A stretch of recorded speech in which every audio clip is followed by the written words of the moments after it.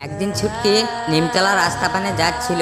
তখনই ছুটকি একটা মাঝ রাস্তাতে একটা অদ্ভুত কলসি দেখতে পায় এবং সেই কলসিটা দেখে বলে, আরে এই কলসিটা কোথা থেকে এলো? এই কলসিটা খুব সুন্দর। এই কলসিটা আমি বাড়ি নিয়ে যাব। এই কলসি করে আমি নদীতে জল নিয়ে আসবো। এই বলে ছুটকি সেই কলসিটাকে কিছু না বুঝি তার মাথাতে চাপিয়ে নেয়। তখনই সেই ছুটকি সেই কলসিটা নিয়ে তার বাসার দিকে যেতে থাকে এবং কিছু দূর যাওয়ার পরে ছুটকি তার বাসাতে চলে ছুটকি সেই অদ্ভুত কলসিটাকে ঘরের এক কোণাতে রেখে দেয় এবং তার মাকে বলে যে এই কলসিটা আমি নিমতলা রাস্তাতে কুড়িয়ে পেয়েছি মা, এই কলসিটা আমি নদীতে জল নিয়ে আসবো। এই বলে ছুটকি আর টুনি রাত হওয়ার কারণে শুয়ে পড়ে। তখনই ছুটকি সেই কলসির ভেতর থেকে অদ্ভুত অদ্ভুত শব্দ শুনতে পায়। তখনই সেই কলসির ভেতর থেকে একটা ভয়ানক ডাইনি বের হয়ে আসে এবং সেই ডাইনিটা টুনি ছানাকে ডাকতে থাকে। তখনই ছুটকি উঠে দেখে সেই কলসির ভেতর থেকে একটা ডাইনির মুখ দেখা যায়। তখনই ছুটকি তাড়াতাড়ি করে তার মাকে ডাকতে থাকে। কিছুক্ষণ পরে টুনি ওঠার বাদেই সেই ডাইনিটা সেখান থেকে চলে যায় এবং টুনি উঠে দেখে সেখানে কিছুই ছুটকি তখন সেই ডাইনির ব্যাপারে তার মাকে সব কথা খুলে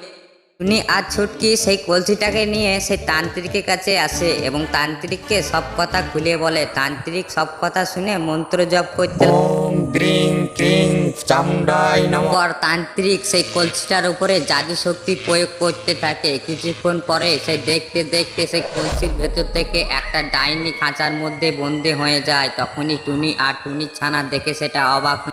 একদিন একটা ডাইনি টুনিকে আর তার ছানাকে ধরে নিয়ে আসে এবং টুনির ছানাকে একটা আগুনের সামনে ঝুলিয়ে বেঁধে ধুয়ে দেয় এবং টুনি সেখানে খুব কান্না করতে থাকে। তখনই সেই ডাইনিটা সেখানে চলে আসে এবং সেই ডাইনিকে দেখে টুনি খুব কান্না করতে করতে বলে যে আমার ছানাকে তুমি ছেড়ে দাও। সেই ডাইনিটা টুনির কোনো কথাই শুনে না এবং সেই ডাইনিটা হা হা করে হাসতে থাকে। তখনই টুনি খুব কান্না করতে করতে বলে যে আমার ছানাকে ছেড়ে দাও, আমার ছানাকে মেরো না। এবং সেই ডাইনিটা সেখানে খুব রেগে যেয়ে সেই ডাইনিটা সেই আগুনের ওপরে দৈব শক্তি প্রয়োগ করতে থাকে। তখনই দেখতে দেখতে সেই আগুনটা খুব ভয়ানক হয়ে যায় এবং টুনির ছানা সেখানেই পুড়ে মারা যায় এবং টুনি সেটা খুব কান্না